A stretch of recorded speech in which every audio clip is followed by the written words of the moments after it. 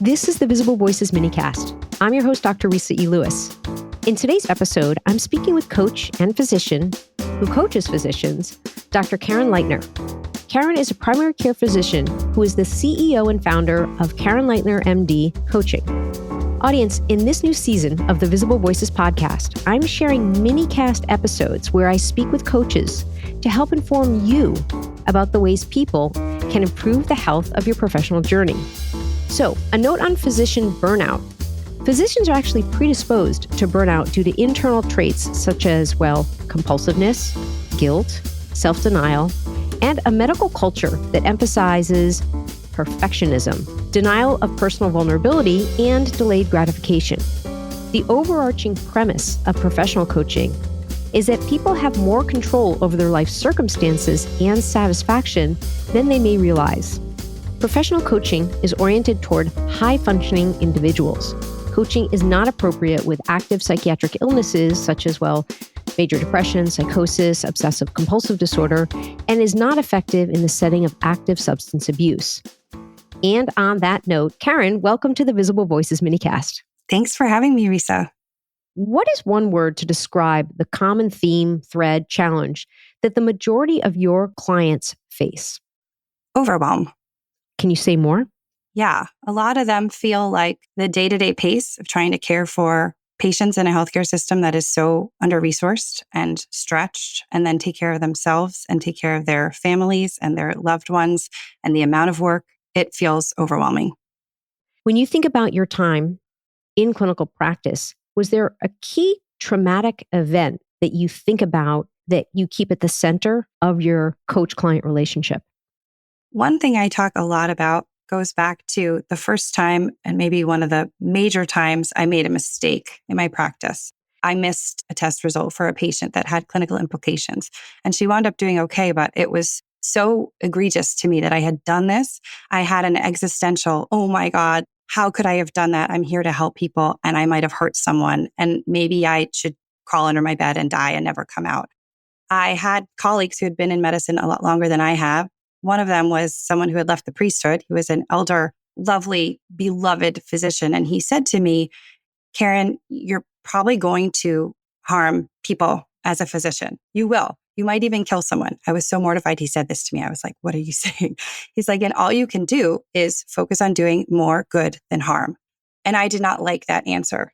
I was like, I would prefer to just never make a mistake so I never have to do.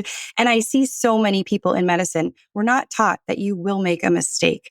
And here's how to prepare for it emotionally. And here's how to talk about it. And here's where it's safe to talk about it.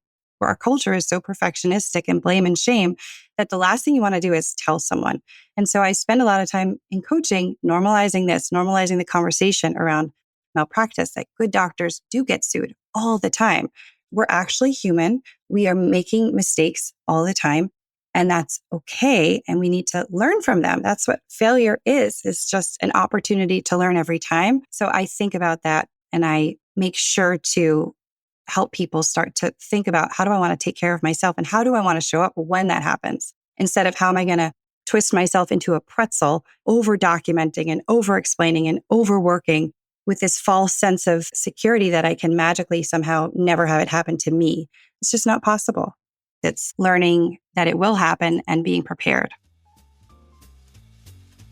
It's graduation season, and guess what? There's a perfect gift for anyone taking the next big step. It's called Microskills, Small Actions, Big Impact, co-authored by Dr. Resa E. Lewis.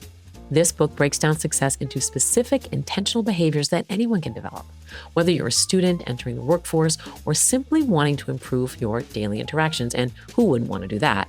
These evidence-based techniques will transform how you communicate and present yourself. What makes this book so special is that it doesn't offer generic advice. It provides actionable resources that make a real difference in all aspects of your life. Available in hardcover, ebook, and audiobook formats wherever you get your books. And if you're looking to bring microskills to your organization or student group, reach out to Dr. Lewis directly via LinkedIn or through her website. Remember, microskills, your go-to graduation gift that keeps on giving throughout life's journey. So you've shared that many of your clients experience overwhelm. Is there something that the medical culture, healthcare, can change or a trend you see that if we could pivot that trend, that would actually help your clients and help physician mental health? There's a bazillion things that the healthcare system needs to do to help us as physicians and healthcare workers. I mean, the piece that we own is a very small part. A lot of this is compensating for a system that is overwhelmingly under-resourced, overstretched. The drivers of the system don't align with providing the kind of care in the way we want to. Is there one thing that would actually help your clients? The system needs to recognize that the people in medicine are the most important, not the throughput of patients. We're not indispensable. We're not interchangeable. We need to be working at the level of our education and our training. And because physicians are by and large so driven and so committed to work, and there's the learned helplessness component too, which is we just think, well, I guess this is just how it has to be. I can't change anything. The responsibilities we own piles up and piles up and piles up and piles up. So if the people at the top levels we're really focused on preserving the talent and making decisions with that in mind, not just looking at cost cutting, because I feel so much of the time they're making penny wise and pound foolish decisions. And they're making decisions like getting a new EMR without thinking about how useful is it for the people who have to use it and how much support are we providing, that it's ultimately costing way more in attrition and burnout and turnover and all these things. So I would just say, remembering how important the humans are, not the new CT scanner, not the robots, not all of those things. It's the people that matter most. And we're suffering. So Karen, I would love you to leave the audience with one coaching trick, something that they can learn right now via our conversation and implement immediately. I'm going to give you two quick ones. The first is work on practicing self-compassion. And that looks like talking to yourself the way you would talk to a friend. Pay attention to what you're saying to yourself and notice how mean it is and try to change it. The second one is we say 3 minutes now or 20 minutes later.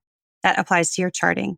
The fastest and best note is the one you finished right after you see a patient. It'll take you 3 minutes to do it right now. It'll take you 20 minutes at the end of the day. And you don't have time for that. You want your life back.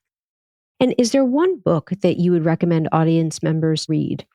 Besides micro skills, you mean? Besides micro skills, small actions, big impact. Exactly. I love the book 4,000 Weeks by Oliver Burkeman. 4,000 weeks is on average how many weeks we have to live our lives. And for so much of us, especially in medicine, we're so focused on doing and being productive and feeling useful. And it basically helps us realize that we're never going to get to the end of the to-do list. We're never going to feel totally caught up. There's always going to be more emails. And the sooner we realize that and give up trying to do everything, the more of our lives we're going to live in a fulfilling and present way. Audience members who want to learn more about your coaching practice and potentially working with you.